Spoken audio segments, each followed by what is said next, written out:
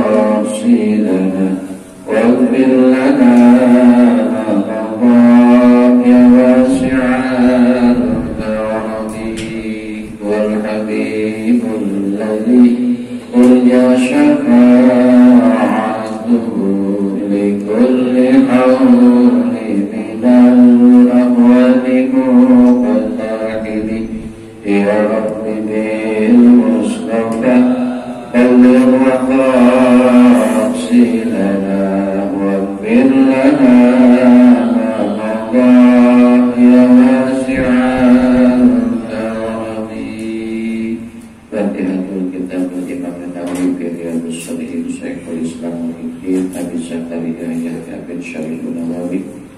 Bismillahirrahmanirrahim. Walhamdulillahil qahhar al-azizil ghafar muwakkilil laili 'ala al-nahar. Tapi qiratul qulubi wal absar wa tabsiratal lidawil albabi wal i'tibar. Alladzi yaqadu min khalqihi man istafahu fajahadahu bi hadhihi wa syaghalahu bi muraqabatihi wa iqamatil ibtikari wa mulazamatil ittiqati fi a'ati wal ibtikari wa waqafahum lidurubi bi ta'atihi wa ta'aqqu bi idanil qarar wal hadari mimma yusqitu wa yujibu lahu al-bawar wal muhafazati ala dhalika ma'a taghayyuril ahwali wal aqwar ahmadul ablah wa haqqi wa islah wa ashmalahu wa anta wa asyhadu an la ilaha illallah al karim ar-raufur rahim wa asyhadu anna sayyidana Muhammadan abduhu wa rasuluhu wa habibuhu wa khalilul hadi ila siratil mustaqim wa da'ina dinil qawim salawatullahi wa salamuhu alaihi wa ala sayyidil nabiyyin wa alihi wa sayyidis sholihin al-baqah. Faqad qala Allah ta'ala fi kitabihil 'azim nastaqbil khairin a'udzu billahi minasy syaithanir rajim. Wa ma khalaqtul jinna wal insa illa liya'buduni ma uridu minkum min rizqin wa ma uridu an yut'imun. Wa qala ta'ala aidan a'udzu billahi minasy syaithanir rajim. Wa ma umiru illa liya'budullaha mukhlishina lahud-din hunafa'a wa yuqimus salata wa yutuz zakata wa dzalika dinul qayyim. Wa qala ta'ala idza a'udzu billahi minasy syaithanir rajim la yanalullaha luhumuha wa la dima'uha walakin yanaluhu taqwa minkum. Wa qala ta'ala a'udzu billahi minasy syaithanir rajim qul in tukhfu ma fi sudurikum aw tubduhu ya'lamullah. Shadaqallahul azim wa shadaqa nabiyul karim wa nahnu ala dzalika lasyakirin walhamdulillahi rabbil alamin. Nas'aluka ridhaka ya Allah ilahi anta maqsudi wa ridhaka wa tubi wa antini mahabbataka ma'rifatika ila hadratin nabi syafa'ati rasulillah wa ala alihi wa azwajihi wa auladihi bi barakatihi al-fatihatul qabul summa ila hadrati ikhwani wal anbiya'i wal mursalin wal awliya'i wasyuhada'i wassalihin wassahabati wat tabi'in wal ulama'il 'amilin wal musaddiqin wal mukhlisin wa jami'il mujahidin fi sabilillahi rabbil alamin wal malaikatil muqarrabin bil awamikala wa israfil wa ijra'il 'alaihi salam khususan sahabat kali bi baghdadi wal fatihatul qabul summa khususan anil kubur jami'an musallatan anil kubur minal muslimin wal muslimat wal mu'minina wal mu'minat min masyariqil ardi la maghribiha barriha wa bahriha khususan ila abaina wa abaana khususan Allahumma berikanku warhamhu wa'afiyahu wa bersamahu jami'an wa ummahatina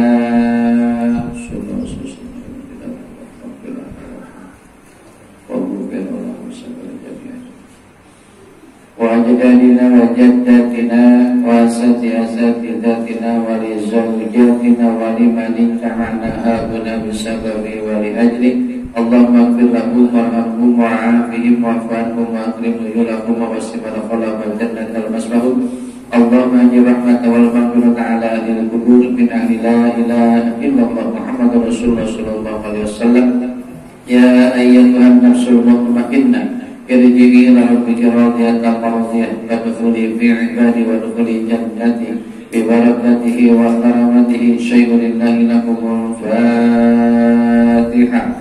أعوذ بالله من الشيطان الرجيم. بسم الله الرحمن الرحيم. الحمد لله رب العالمين الرحمن الرحيم مالك يوم الدين إياك نعبد وإياك نستعين اهدنا الصراط المستقيم صراط الذين أنعمت عليهم غير المغضوب عليهم ولا الضالين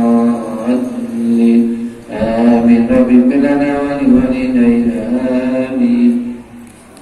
Dan yang selanjutnya kita bermohon kepada Allah untuk para pewakil khusus ayah anda di dalam semua yang telah wakafkan di tanah, mewakafkan harta benda di tempat ini, yang jauh, yang dekat, yang banyak, yang sedikit, dari awal sampai kemudian, yang laki, yang perempuan, yang tua, yang muda, dan yang memakmurkan tempat ini, baik yang masih ada ataupun senantiasa, baik yang tidak ada ataupun yang telah tiada, senantiasa dalam catatan amal soleh di hadapan Allah Subhanahu wa Ta'ala.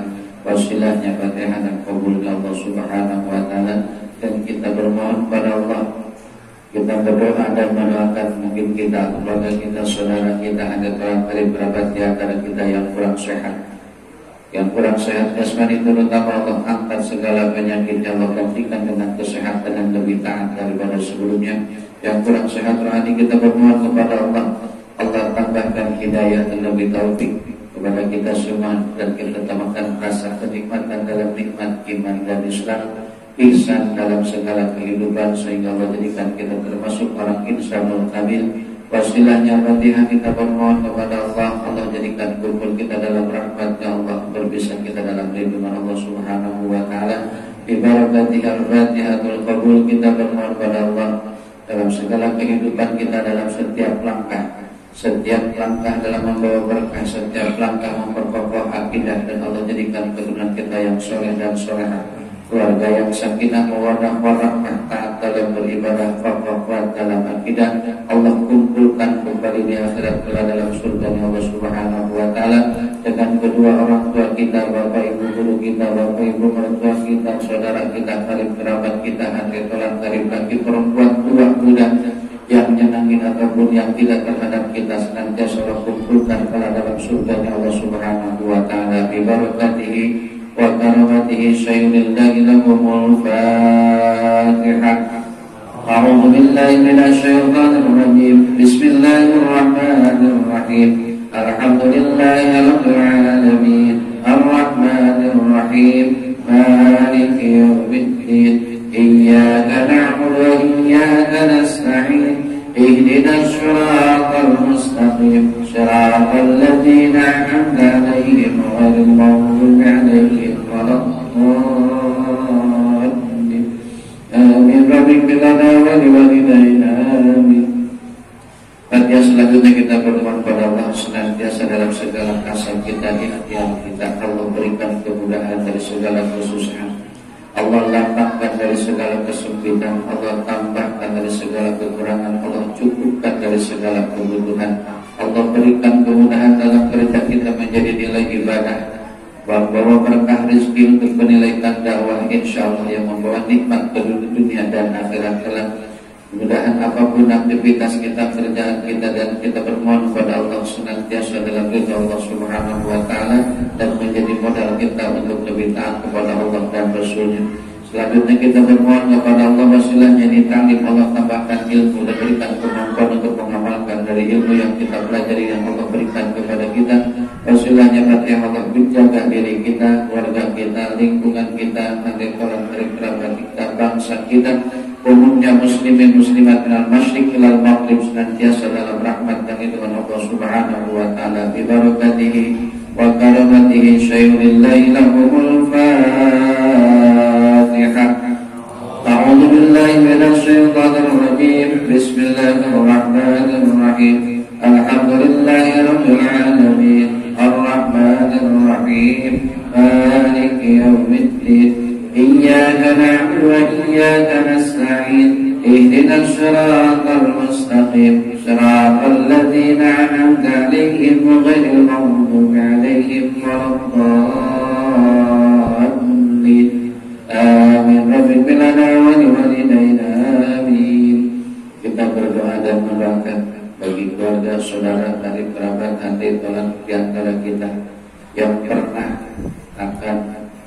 orang berbuat baik kepada kita, baik dengan hartanya, dengan tenaganya, dengan doanya, dengan sikap akhlak mulia mereka.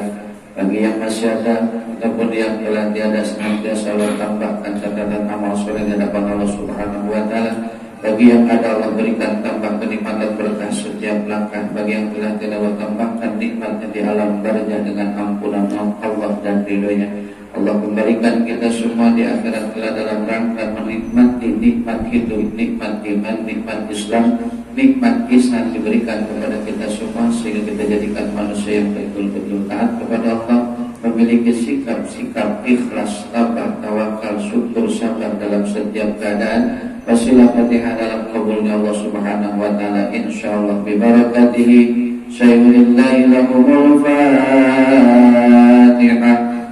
أعوذ بالله من الشيطان الرجيم بسم الله الرحمن الرحيم الحمد لله رب العالمين الرحمن الرحيم مالك يوم الدين إياك نعبد وإياك نستعين اهدنا الصراط المستقيم صراط الذين أنعمت عليهم غير المغضوب عليهم ولا الضالين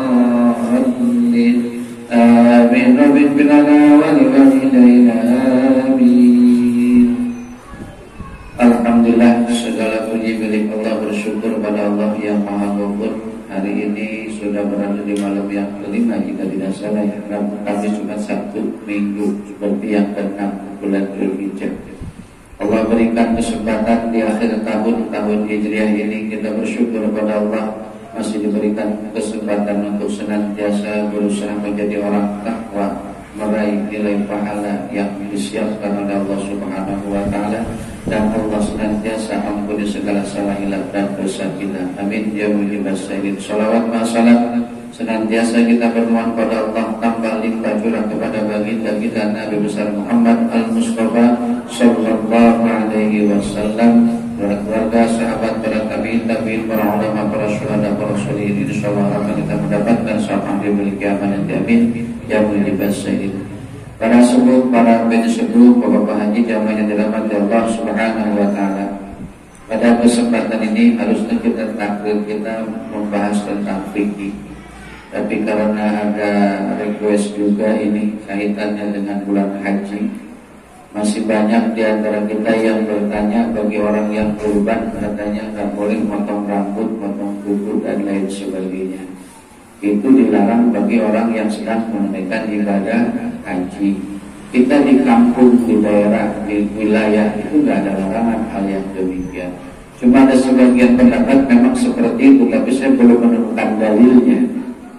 Saya setiap tahun ada pertanyaan seperti ini, bertanya bagaimana orang ketika berkurban memotong rambut atau memotong kuku, boleh atau tidak.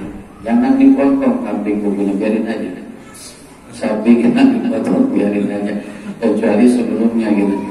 Jangan dirahmati Allah Subhanahu wa taala sebagai pemelihara. Nah, ini akibatnya dari kitab pemahaman hukum yang sifatnya estafet. Estafet dalam arti ikutan, bukan berdasarkan dalil dan keilmuan. Ada yang menjelaskan seperti itu, tapi sampai saat ini setiap tahun saya selalu berusaha dari kitab mana dan mana, belum sempat menemukan saya dalilnya yang berkaitan larangan tersebut, kecuali bagi orang yang menunaikan ibadah haji atau dalam melaksanakan umrah. Nah, ini maka saya balik dulu ke belakang nih. Dalam bab awal ini kita Riyadhus Shalihin menjelaskan tentang ikhlas. Babul ikhlasi wa ihdarin niyyati fi jami'il a'mali wal aqwali wal aqwali barizatil wal khafiyyah. Bab yang menjelaskan tentang hati dan tentang ikhlas dan hadirnya hati dalam segala perbuatan. Wal aqwal ucapan, wal aqwal perbuatan, al barizatil bil khafiyah, dan merasa takut tidak diterima oleh Allah akan amal kita. Maka Imam Ghazali dalam kitab Akhlaqul Karimah, saya sedikit menjelaskan, di mana kita bahas sudah berkali-kali, ini kita flashback dulu belakang ya, supaya kita termasuk orang ikhlas belum di kita ini, kita akan bareng-bareng belajar ini.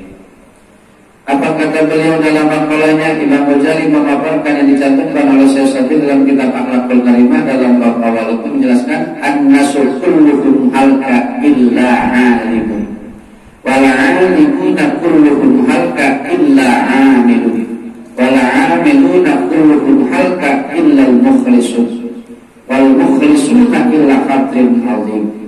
Semua manusia dalam keadaan celaka kecuali orang yang berilmu. Yang berilmu pun celaka kecuali yang mengamalkan ilmu. Nah kemarin kan ingat cerita baca, nah itu orang yang di dalam kubur itu yang ngamalin ilmu seperti apa itu. Yang ngamalin ilmu itu kan celaka ketika diamalkannya tidak dibarengi dengan keikhlasan. Yang ikhlas pun demikian ketika dia tidak tertanam keikhlasannya itu diterima oleh Allah. Maksudnya harus lebih hati-hati dan belajar ikhlas. Maka sebelum kita lanjutkan tingkatan ikhlas, kita berawal dulu dari bab ini. Firman Allah Subhanahu wa taala dalam surah Al-Bayyinah, jika tidak salah ini karena di sini ayat-ayatnya doang ini kita ayat dan surahnya. A'udzu billahi minasyaitonir rajim. Wa ma umiru illa liya'budullaha mukhlishina lahu-d-din hunafa'a wa yuqimus sholata wa yutuz zakata wa dzalika dinul qayyim. Wa ma umiru, tidaklah aku, awalnya ada wawunya boleh dipakai, dan tidaklah aku perintahkan illa kepada kalian semua yang namakan jin dan manusia, kaitannya dengan surah yang lainnya sampaikan selalu dalam mukadimah kitab ini, liya'budullah, untuk menghantarkan jiwa menyembah Allah, menghantarkan raga sebagai bukti menuju kepada nilai takwa. Dengan apa? Mukhlishina, dengan sifat keikhlasan. Nah di sini kita tambahin dulu nih sifat ikhlas. Ikhlas kata Imam Ghazali 3 tingkatannya. Ada ikhlasul amidin, ada ikhlasul muhibbin, ada ikhlasul arifin. Nah yang mana nih kita ini?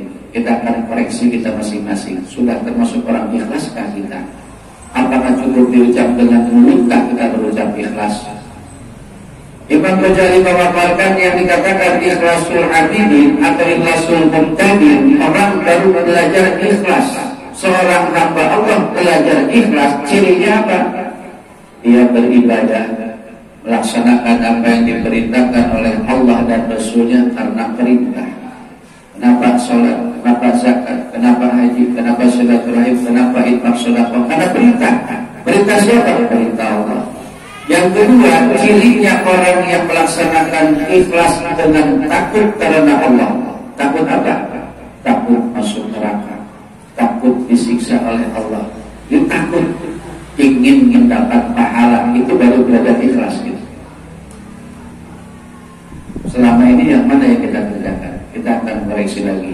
Yang kedua, ikhlasul muhibbin, ikhlasnya orang yang berdasarkan cinta. Tanya ke kita masing-masing, kita sholat karena cinta pada Allah apa karena perintah? Jujur kita baru karena perintah, baru sebab melaksanakan kewajiban, bukan dasar karena cinta. Kenapa demikian cirinya orang yang karena cinta? Sebelum datang waktu sholat sudah siap.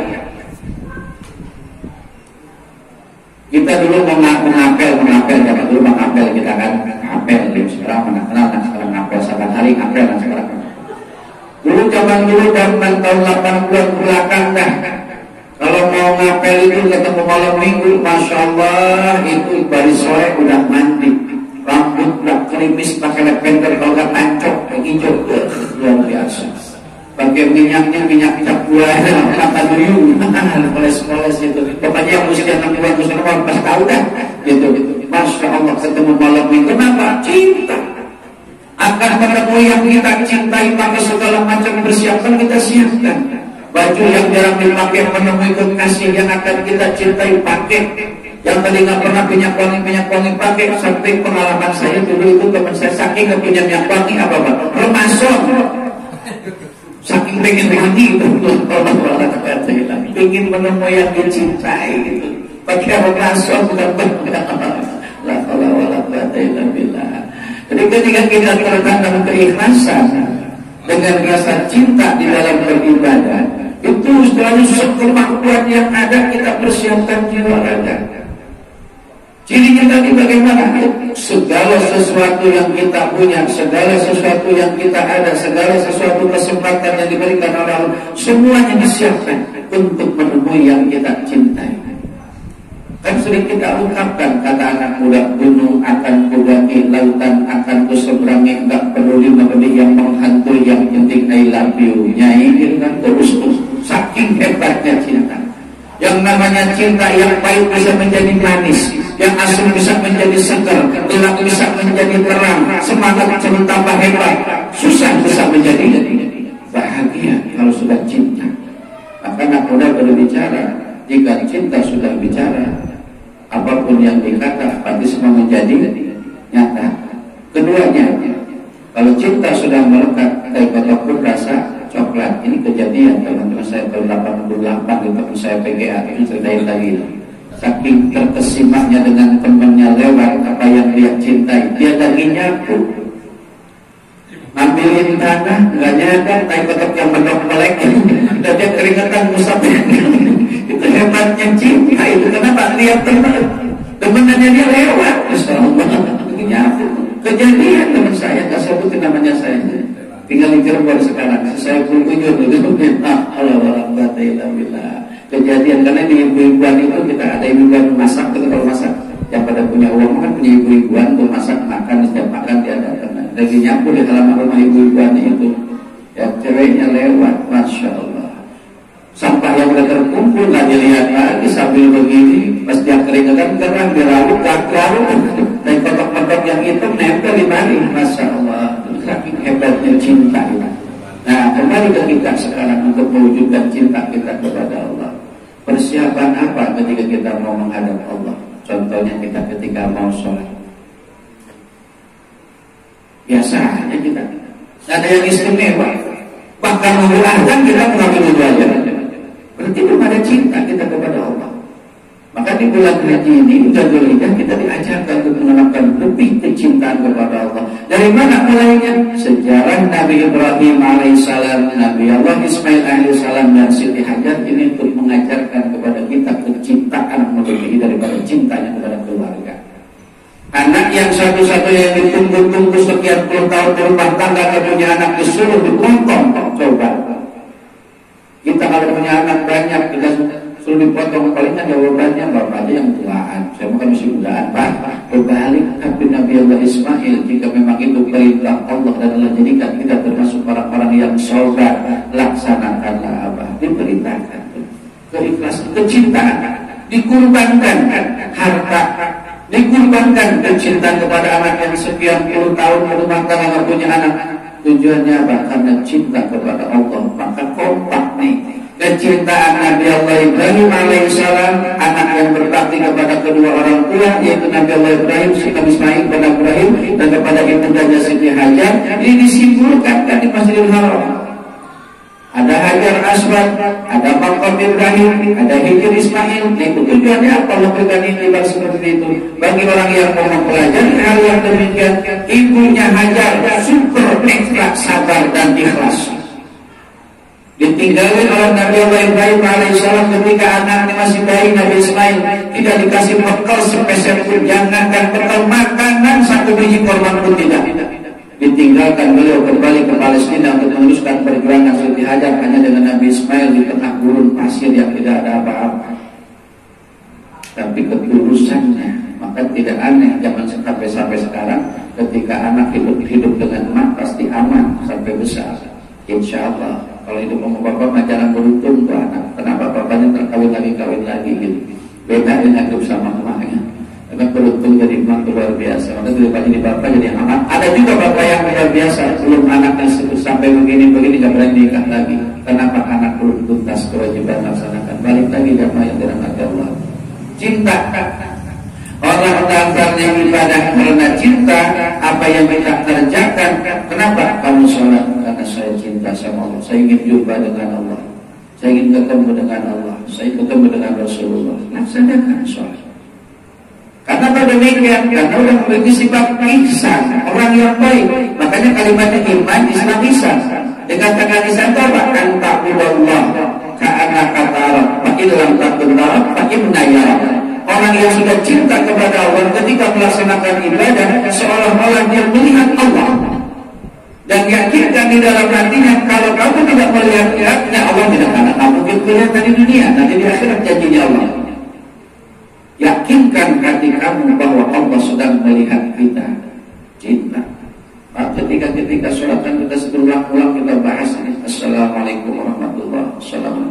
Kita ketika sudah tertanam kecintaan itu berat membaca salam. Kenapa? Mau meninggalkan yang dicintai, yang maha mencintai. Sekalipun kita banyak khianat, banyak bisa berbuat dosa, maksiat disadari atau tidak, tapi kasih sayangnya Allah subhanallah luar biasa sama kita. Tapi yang dicintainya nggak sadar dicintai oleh Allah. Kenapa demikian? Hidup kita bersana kemari, mondar mandir, bolak-balik ke sana kemari. Kenapa? Karena Allah cinta sama umat manusia, hambanya yang taat kepada Allah ataupun yang tidak. Kaki melangkah, siapa yang melangkahkan? Sadar kita. Maka digunakan melangkah kaki menuju Allah dan Rasulnya karena cinta kita. Nah, jadi segala sesuatu melaksanakan ibadah dasarnya cinta. Apa tandanya orang yang cinta? Ketika dia meninggalkan sesuatu yang mesti dilaksanakan atas perintah Allah dan Rasulnya, tumbuh nadamah, rasa menyesal perbuatan itu, ketinggalan berbuat baik hari ini ya Allah. Saya ketinggalan sholat berjamaah hari ini. Saya hari ini belum baca Al-Quran. Saya hari ini belum infak sedekah. Saya hari ini belum istighfar lebih banyak. Hari ini saya belum baca sholawat lebih banyak. Hari ini saya berbuat baik kepada orang tua, hari ini berbuat baik kepada anak istri, hari ini terus diperbaiki, diingat kehidupannya. Karena apa? Disiapkan nilai kebaikan oleh Allah, disia-siakan oleh kita. Orang yang cinta an-nadamah seluruh ketinggalan itu berbuat baik. Ini ketiga sebagai kilas balik aja, ini sebenarnya kita berkali-kali kita bahas. Yang ketiga adalah ikhlasul arifin. Ini tingkatan yang para nabi, para rasul, para wali, para sahabat, para tabi'in, para wali. Bukan kita kayaknya, tapi gak ada yang kemungkinan Allah marah. Orang dikatakan ikhlasul arifin itu orang yang tabari. Orang yang tabari itu orang yang mengakui segala daya kehidupannya tidak ada kemampuan, tidak ada kekuatan melainkan Allah. Model kita melihat Allah berikan kekuatan pada segalanya. Kita mendengar, oh ya Allah yang berikan pendengaran. Kita bicara, Allah ya Allah yang memberikan kemampuan. Jadi semuanya tertanam la haula wala quwwata illa billahil aliyyil azim.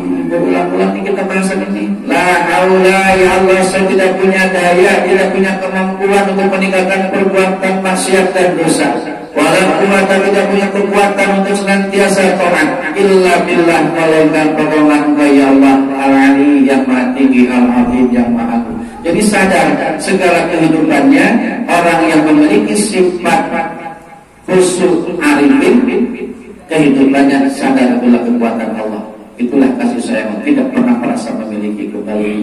Jadi kebenaran orang yang ikhlas, cirinya menurut Imam Ghazali tingkatannya seperti itu. Lanjutkan dulu nih ayat. Mukhlishina lahuddin, orang yang ikhlas dalam agama itu seperti apa? Hunafa'a wa yuqimus shalah wa yu'tuz zakat wa dzalika dinul qayyimah. Dia senantiasa menegakkan sholat, menunaikan zakat, dan dia tetap dalam agama Allah yang lurus. Di sini maknanya dinul qayyim adalah agama yang lurus, yaitu dinul Islam. Di zaman dirahmati Allah Subhanahu wa taala, kembali kita ketika sekarang sedang belajar, yakinkan kita dalam ilmu bahwa ilmu adalah milik Allah. Dan mohon selalu ketika belajar itu kan sering kita ucapkan, saya sering mengajak sama anak-anak terutama diri saya, ketika mau belajar itu jangan lupa 4 persyaratan harus kita berangkat. 1, niat menuntut ilmu. Yang kedua, niat menghilangkan kebodohan.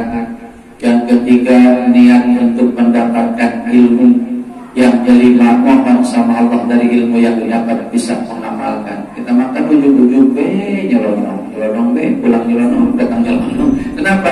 Kembali ini hadis yang dibawa nanti. Panjang kita malam malu niat kita kan hafal banget tuh niatnya, tapi terlalu banyak banget ke bawah ini hadis. Ya, balik lagi jamaah yang dirahmati Allah Subhanahu wa taala. Lanjutkan bagaimana kaitan dengan sekarang bulan Dzulhijjah yang kita makan kurban. A'udzu billahi minasyaitonir rajim. La yanalu luhumuha wa la dima'uha walakin yanalu taqwa minkum.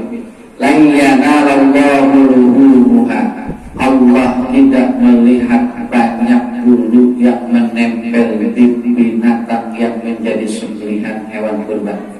Wala dima'uha, dan Allah tidak melihat darah yang memancar saat leher binatang itu dipotong.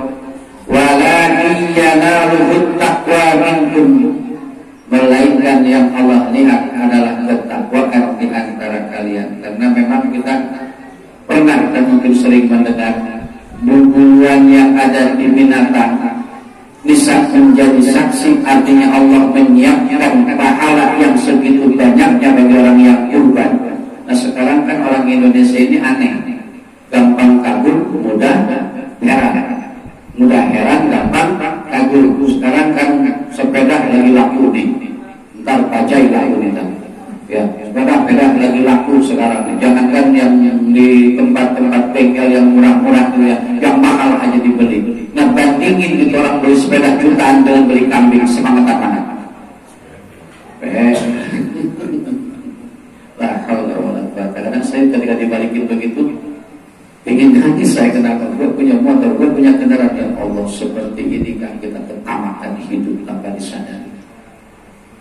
Bisa cara kita untuk memiliki hal yang demikian, tapi ketika Allah berikan kesempatan, dikatakan kesempatan khusus, muqarrib, menjadi orang yang dekat kepada Allah dalam waktu yang khusus, kok kita pura-pura nggak lihat, pura-pura nggak dengar, tidak berusaha semaksimal mungkin, yang berpikir kebutuhan pribadi, kebutuhan keluarga, kebutuhan saudara itu dipikirkan dalam hidup, seolah-olah kita tidak akan kembali kepada Allah.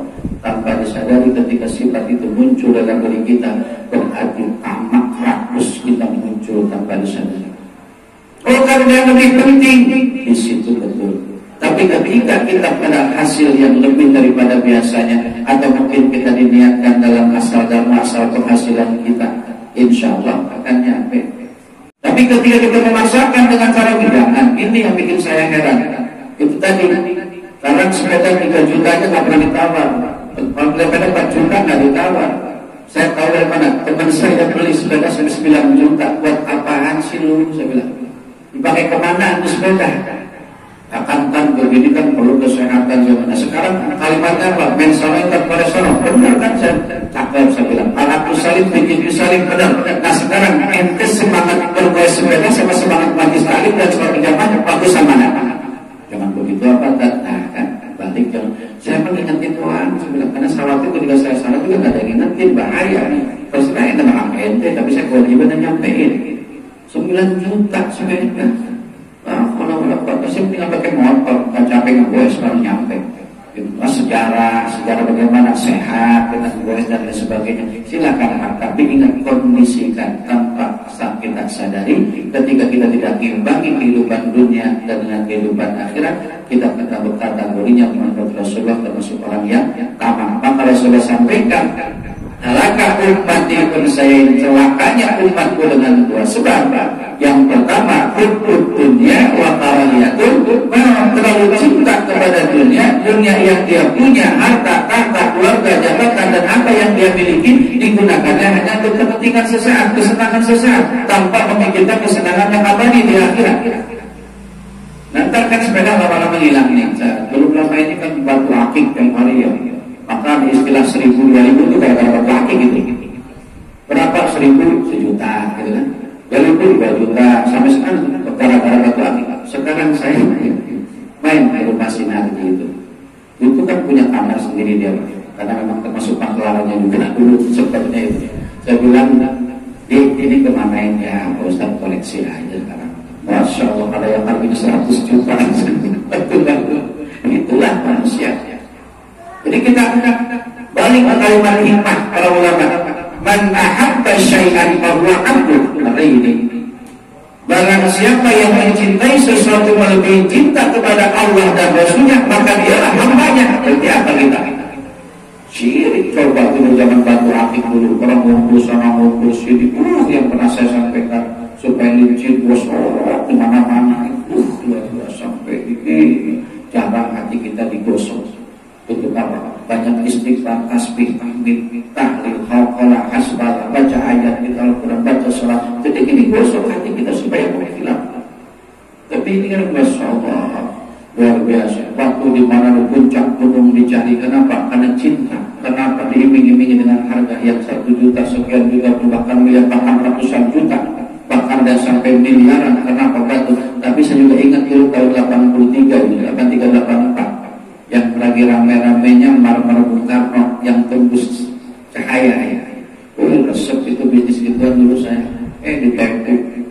Ya juga itu tanggal 83 bawa uang 45 juta. Masya Allah Pak. Luar biasa. Abang saya tanya yang sekarang musik pondok di kampung. Di Cililitan ditinggal saya sama teman saya yang menjual. Kenapa? Ente orang kampung belum biasa pegang uang banyak, saya megang aja gitu kan begitu. Kita ikutin aja. Waktu itu terminal masih di Cililitan, transaksi kita di pasar Minggu dengan orang kaya itu. Alhamdulillah cash and carry waktu itu. Harga mobil Kijang saat itu baru 11.200.000.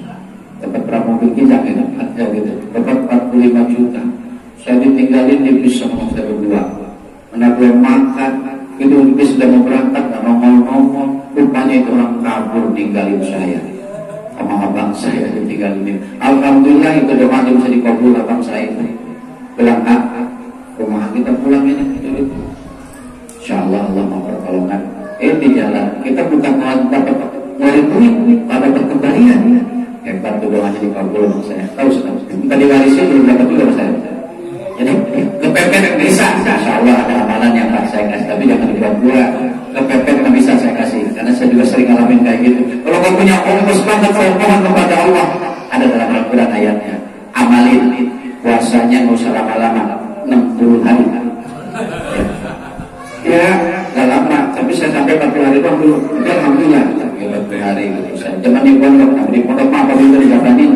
Kenapa biar mendapat ilmu aja, ternyata bisa memilih mana yang harus diterusin, mana yang tidak. Itu benar-benar luar biasa. Itu dalam aturan. Sering saya waktu masih tinggal di Jakarta 9 bulan, limpin pulang ke Tasik, gak punya duit, naik-naik bisa aja. Pendek habis gitu. Padahal ketika kita kembali baru melihat takdir itu saya punya nilai jelek dan dapat. Bahkan kategori syirik saya. Karena ketidaktahuan saya kena sombong saat itu luar biasa. Naik bis naik aja, punya uang pulang aja. Itu pertengahan karena berkembalian. Pokoknya asal dari tiket itu pasti kan akan kembaliannya. Mohon sampai ke rumah ya Allah banyak kebohong dulu setelah amputan saya ya Allah. Dulu makan lain ceritanya bukan sekarang. Tapi punya cerita itu jamaah yang Allah Subhanahu wa taala yang kembali ke kita ini bagaimana Allah melihat kita ketika berkurban. Orang yang dilihat oleh Allah bukan jumlah bulu. Jangan tersugesti kita akan berasumsi begini dah. Binatang bulu aja berapa ribu, berapa juta, berapa ratus juta itu dihitung itu pahala Allah.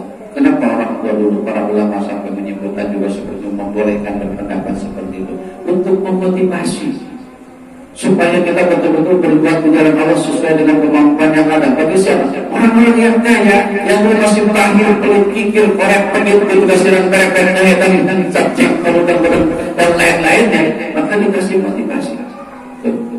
Ketika manusia waktu itu dalam Arab tidak melaksanakan itu, turun ayat ini. Allah tidak melihat jumlah bulu yang ada dalam potong dalam binatang yang menjadi hewan kurban. Allah tidak melihat pancaran darah ketika binatang hewan kurban dipotong lehernya, tapi yang Allah lihat akan ketakwaan di antara kalian. Kembali lagi ketakwaan. Mau takwa? Imtisal awamirillah wa jatinabu nawahi. Maka tidak sedikit Bapak jamaah yang dirahmati Allah, mestinya nih kita kembali ke konsekuensi kita. Kita tiap Jumat mestinya kita harus tambah takwa ketika pulang Jumat sampai ke Jumat berikutnya. Begitu juga orang muqarrib. Orang muqarrib itu kan orang yang melaksanakan kurban. Orang yang melaksanakan kurban itu setiap tahun dia udah punya kebiasaan hebat luar biasa. Tapi mampukah dia menjaga hati? Biasanya kan juga kurban begini, ini sekarang lagi begini. Nah itu jangan pakai dulu. Mampu yang kita kerjakan, mampu yang kita kerjakan, mana kita kerjakan yang mampu. Masih saya bolak-balik di bahasa. Yang kita mampu kerjakan masih pakai dulu. Nanti kadang-kadang jadi manusia, kadang masyarakat salah juga nih. kemarin dia kayak begini, sekarang cuma begitu. Intinya apa? Enggak masuk di nikmat Allah. Kenapa? Lupakan kematian. Kalau yang lupa, apa tandanya orang yang lupa sama kematian? Hidupnya selalu berbuat dan melakukan seenaknya sendiri tanpa berpikir Allah ridho atau tidak. Ini manusia yang lupa sama mati. Padahal kematian al-maut kal-faut, kematian dari sini kemanapun kita pergi, emang kita meninggal dulu pergi bawa kemana juga.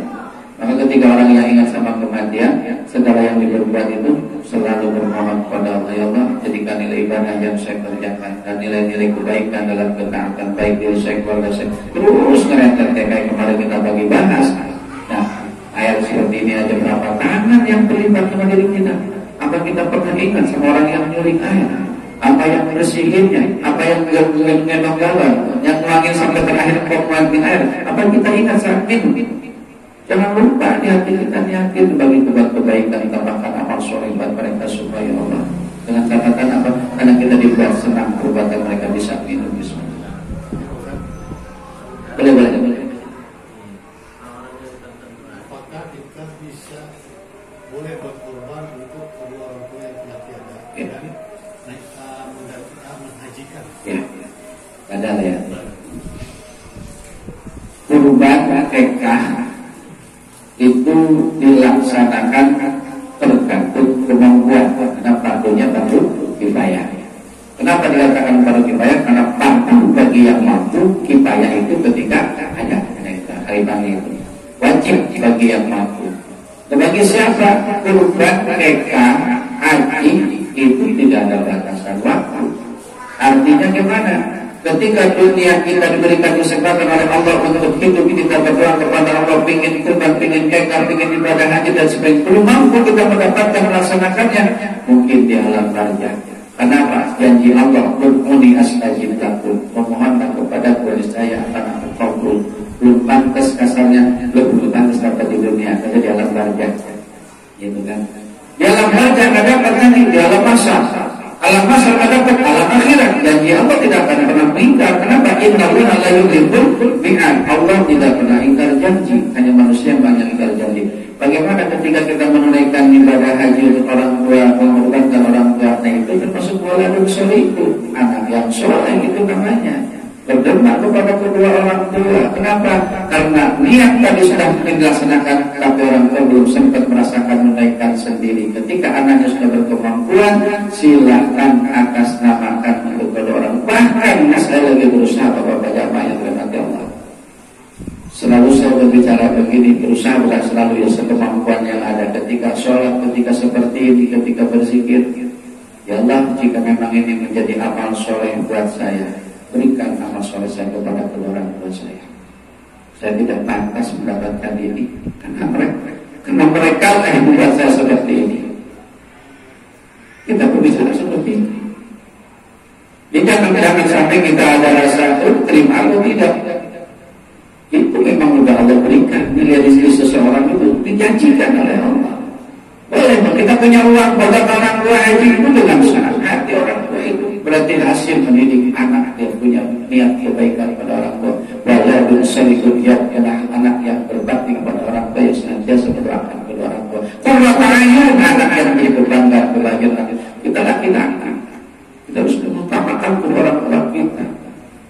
Dan ketika berbuat kebaikan kita, karena hakikatnya kan Allah tidak akan memberikan nilai pahala ataupun dosa. La tajiru wajiratun wizra ukhra. Tidak akan pelimpahan hakikatnya. Tapi karena merasa kita punya kebanggaan, merasa belajar taat bakti kepada kedua orang tua, maka setiap kita melakukan kebaikan, ngomong di hati kita, ngomong di hati kita, sampaikan kepada orang tua saya, baik yang masih ada ataupun yang telah tiada, yang masih hidup ataupun yang telah wafat, apakah kebahagiaan mereka dalam tanpa.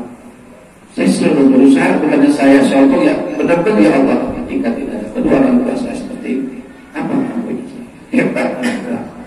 Bapak saya SR, anak saya pun takut, tapi bisa membuat anaknya seperti ini. Tapi saya Allah Ta'ala. Kenapa kita ingin menjadi orang tua? Begitu juga nanti ketika punya anak cucu kita di belakang, ingin seperti itu, sadar bisa memberikan nilai terbaik untuk kedua orang tua.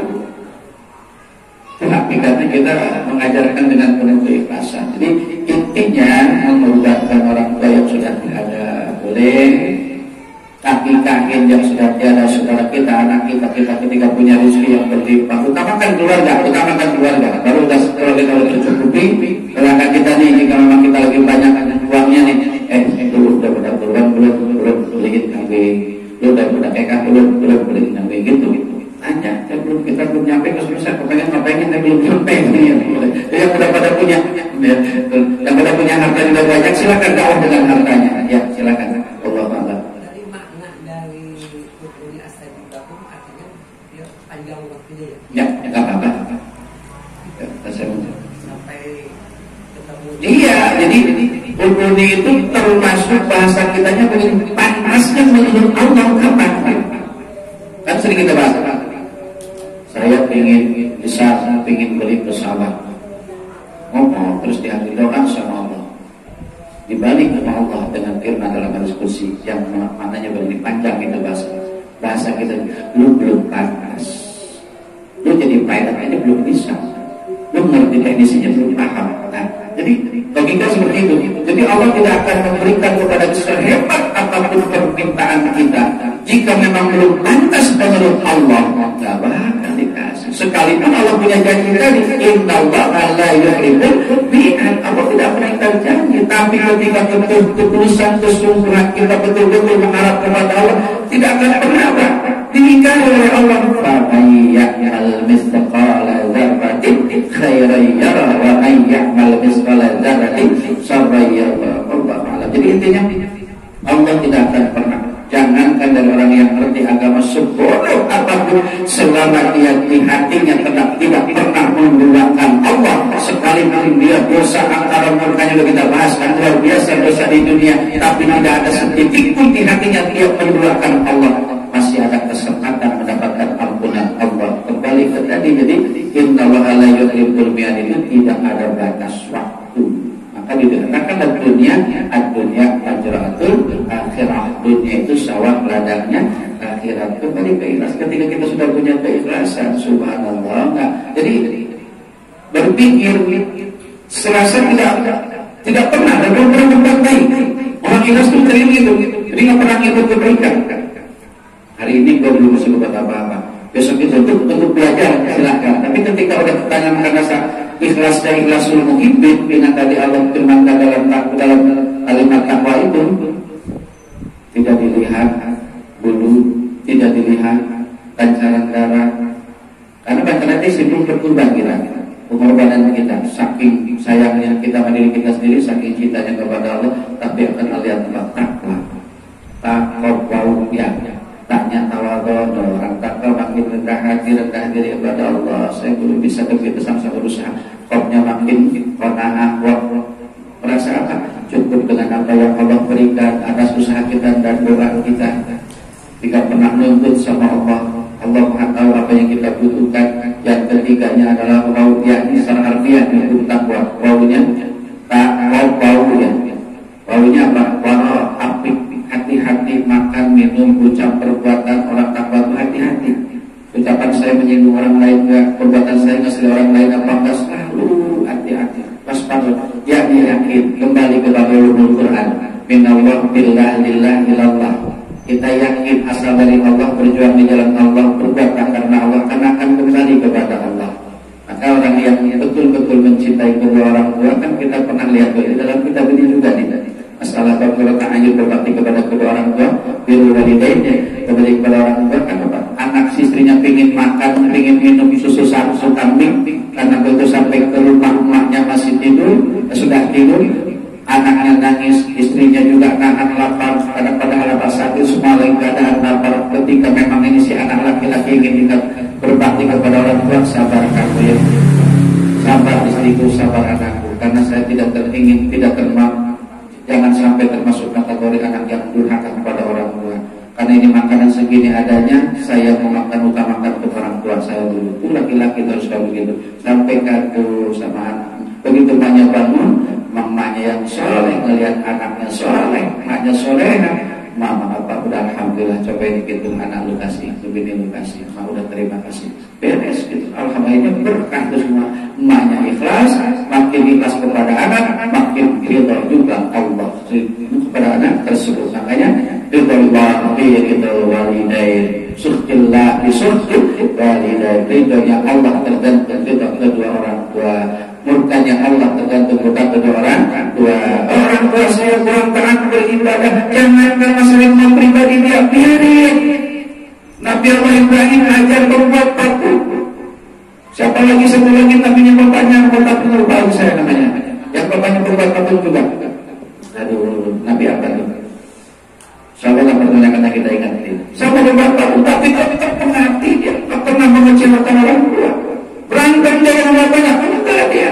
Tapi tetap ingatkan, Bapak jangan jualan aku, Pak. Saya ngajak berbuat ibadah kepada Allah, ngajak tauhid yakin kepada Allah. Kalau Bapak pagi-pagi jualan aku, pasangan itu terus.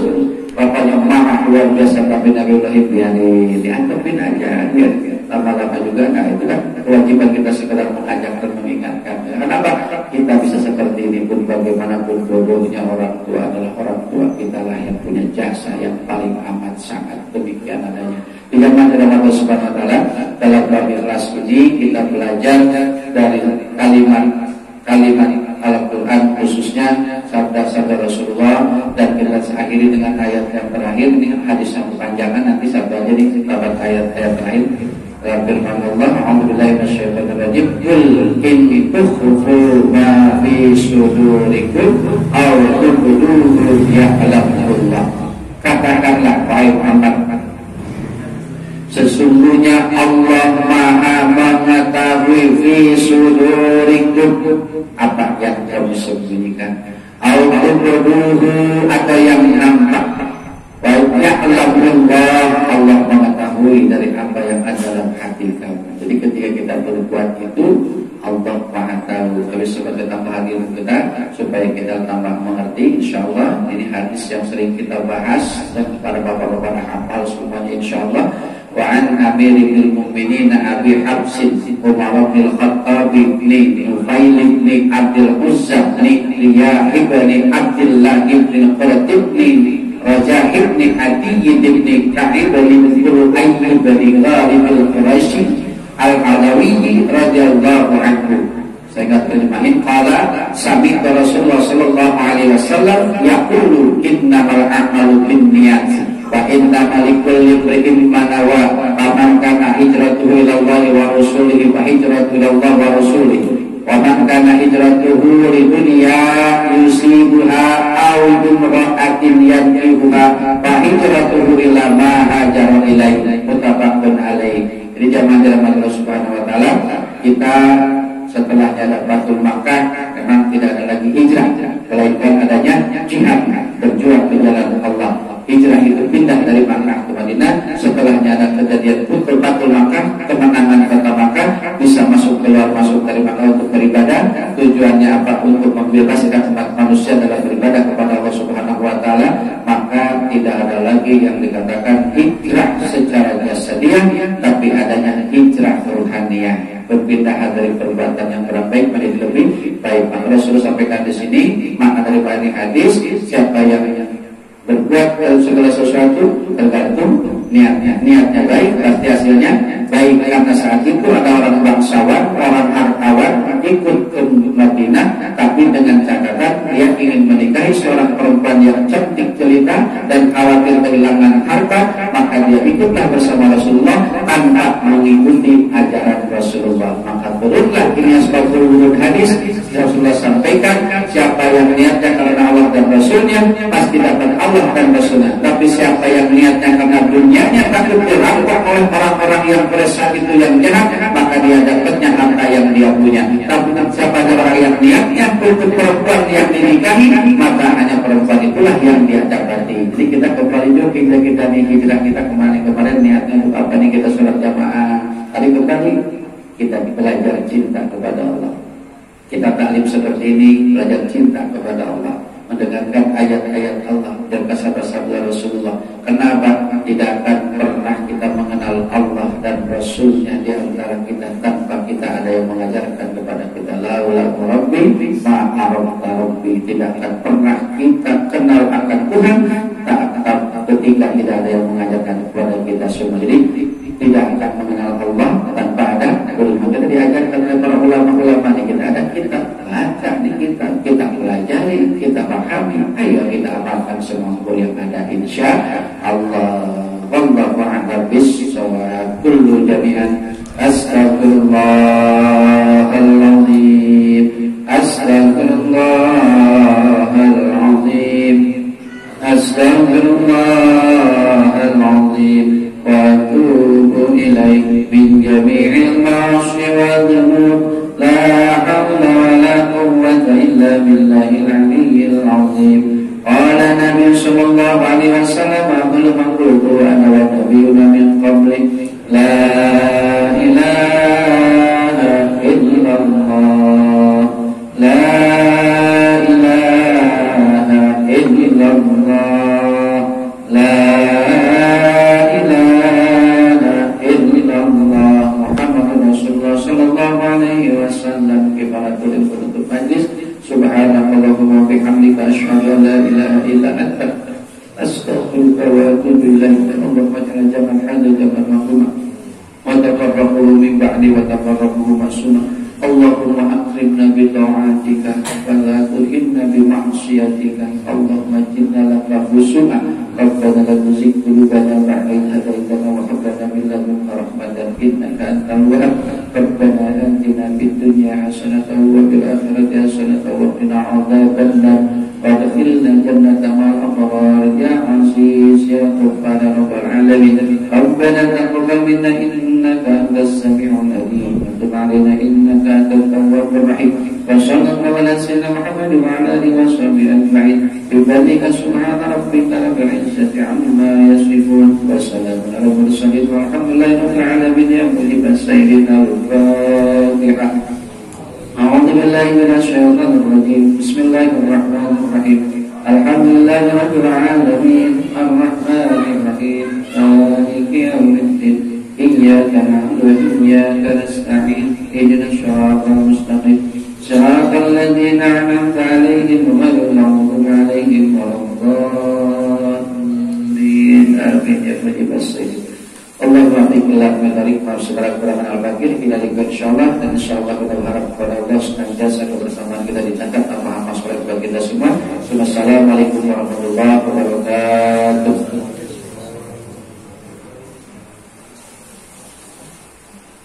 Alhamdulillah.